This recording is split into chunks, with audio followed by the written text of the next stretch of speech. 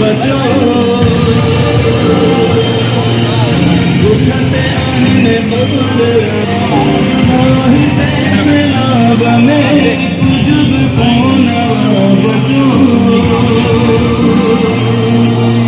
उठते आने बबुल वीरान की भयो। मुश्किल की घड़ी इंसानियत की खिदमत का जज्बा बड़ों में तो है, लेकिन मासूम बच्चे भी पीछे रहने के लिए तैयार नहीं। ज़ैनब पहुंची है, अपने हम उम्रों के लिए कुछ चीज़ें लेकर आई है और बड़ों को भी उसने याद किया है। तो ज़ैनब के जज्बात जी बाबा गाना लो तांजो ज़ैनब अच्छा छा खणी आयो बाबा? मां शइ खणी आई आहियां, सॼो सामान रिलियूं ऐं प्लेटां सभु कुझु खणी आई आहियां, कपिड़ा बि। कंहिंजे लाइ खणी आई आहियां? जंहिंजा घर ॿुॾी विया आहिनि ऐं जेके स्कूल में वेठा आहिनि। ॿियनि खे छा अपील कंदव? वॾनि खे, पैसे वारनि खे अपील छा कंदव?